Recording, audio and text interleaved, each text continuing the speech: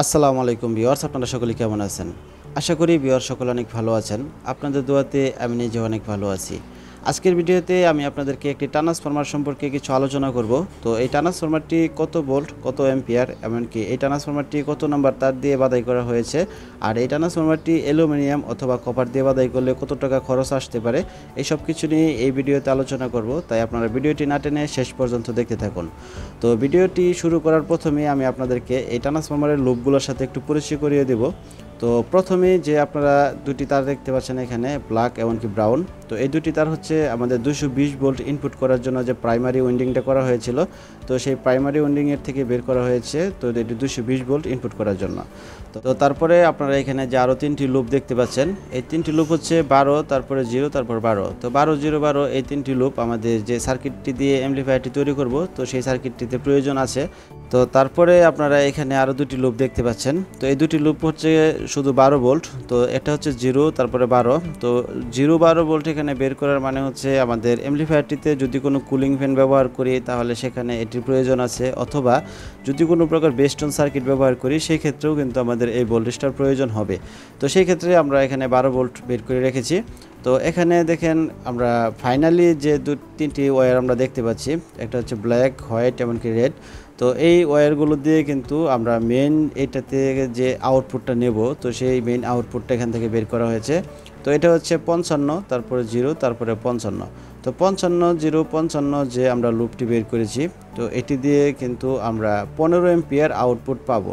তো যাই হোক ভিউয়ার্স, আমরা এই ট্রান্সফরমারটি সকল লুপগুলোর সাথে পরিচয় হয়ে গেলাম। তো এখন আমরা জেনে নেব এই ট্রান্সফরমারটি আমরা যেহেতু 55, 0, 55 বাদাই করেছি, তো সেই ক্ষেত্রে আমরা কত নম্বর গ্যাস এখানে ব্যবহার করেছি। তো আমরা সেকেন্ডারিতে যে তারটি দেখতে পাচ্ছি এটি কিন্তু 14 নম্বর তার। তো আর এটির ভিতরে যে প্রাইমারিতে বাদাই করা হয়েছে সেটি হচ্ছে 17 নম্বর তার। তো আমরা যেহেতু এখানে 14 নম্বর আর 17 নম্বর তার দিয়ে বাদাই করেছি, তো সেই ক্ষেত্রে আমরা কিন্তু এটিতে একুরেট 15 এম্পিয়ার আউটপুট পাবো। আর এখানে কিন্তু আমি প্রাইমারিতে 18 নম্বর তারও ব্যবহার করতে পারতাম, তো আমার কাছে 17 নম্বর তার ছিল, তাই আমি 17 নম্বর তার ব্যবহার করেছি। সেই ক্ষেত্রে কোনো ক্ষতি হওয়ার সম্ভাবনা নেই, কিন্তু এটিতে প্রাইস বেড়ে যাবে। তো যেহেতু 18 নম্বর তার একটু চিকন হবে, সেই ক্ষেত্রে ওজনে কম আসবে। 17 নম্বর তারটা একটু মোটা, সেই ক্ষেত্রে ওজনে একটু বেশি আসবে। সেই জন্য এটার প্রাইসটা একটু কম বেশি হতে পারে। আর তাছাড়া এমনিতে কোনো প্রবলেম হওয়ার সম্ভাবনা নেই। আর এখন আমরা জেনে নেব এই ট্রান্সফরমারটি বাদাই করতে গেলে আমাদের খরচ কত আসতে পারে।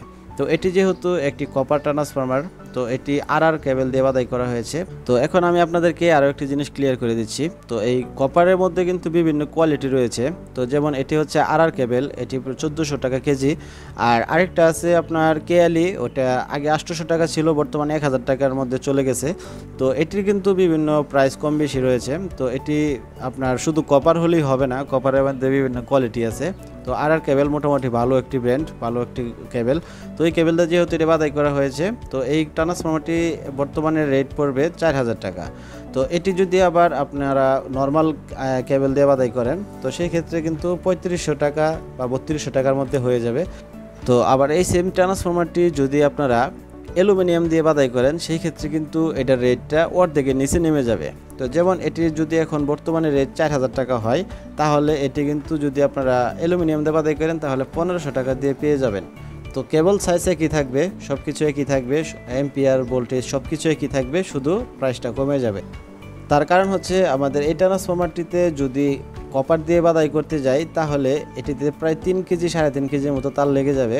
আর যদি আমরা এটিতে অ্যালুমিনিয়াম দিয়ে বাদাই করতে যাই তাহলে 800 গ্রাম তার দিয়ে কিন্তু আমাদের ফুল ট্রান্সফরমারটা বাদাই করা হয়ে যাবে।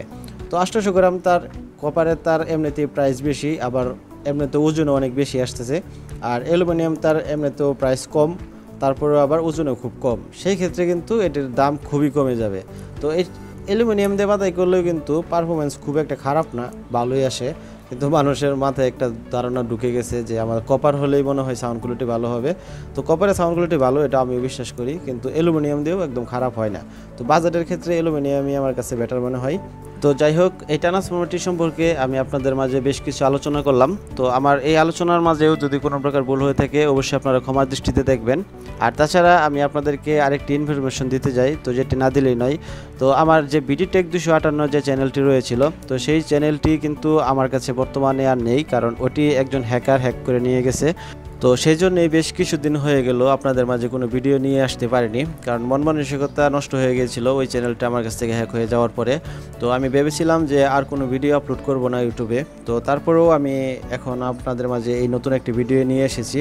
তো এই ভিডিওটি আপনাদের কেমন লেগেছে সেটি অবশ্যই আমাকে কমেন্ট করে জানাবেন। আর আগের ওই চ্যানেলটি থেকে যদি আপনাদের সাথে কেউ যোগাযোগ করে কোনো প্রতারণা করতে চায় বা কোনো টাকা পয়সা লেনদেনে যেতে চায়, তাহলে অবশ্যই আপনারা ওই জিনিসটা খেয়াল রাখবেন যে ওই চ্যানেলটা আমার কাছে নেই। তো যাই হোক, আমি এই চ্যানেলটা যেহেতু আবার নতুন করে ভিডিও আপলোড করতেছি এই চ্যানেলটিতে, তো আপনারা অবশ্যই আমার এই চ্যানেলটি এবার নতুন করে সাবস্ক্রাইব করে আমার সাথে থাকবেন। আর ওই চ্যানেল থেকে যদি আপনাদেরকে কোনো প্রতারকে কল দেয় অথবা আপনাদের সাথে কোনো কমেন্টের মাধ্যমে কেউ যোগাযোগ করে আপনাদেরকে প্রতারিত করতে চায়, তাহলে অবশ্যই আপনারা জিনিসটা যাচাই করে নেবেন, কারণ চ্যানেলটা যেহেতু আমার কাছে নেই, তো আমি আপনাদের সাথে ওই চ্যানেল দিয়ে কোনো যোগাযোগ করতে পারবো না। তো সেই চ্যানেল দিয়ে যদি আপনাদের মাঝে কোনো যোগাযোগ করতে চাই, তাহলে অবশ্যই ধরে নেবেন সেটি একজন প্রতারক। তো যাই হোক ভিউয়ার্স, আজকের ভিডিও আমি এখানে শেষ করছি। দেখা হচ্ছে পরবর্তী আরও কোনো ভিডিওতে। তো আজকের এই ভিডিওটি আপনাদের কেমন লেগেছে সেটি অবশ্যই আমাকে কমেন্ট করে জানাবেন। আর আজকের এই ভিডিওটি যদি আপনাদের ভালো লেগে থাকে, তাহলে অবশ্যই আমার এই চ্যানেলটি সাবস্ক্রাইব করে আমার চ্যানেলের সাথে থাকবেন। তো আমাদের সাথে এতক্ষণ থাকার জন্য আপনাদের সকলকে অসংখ্য ধন্যবাদ।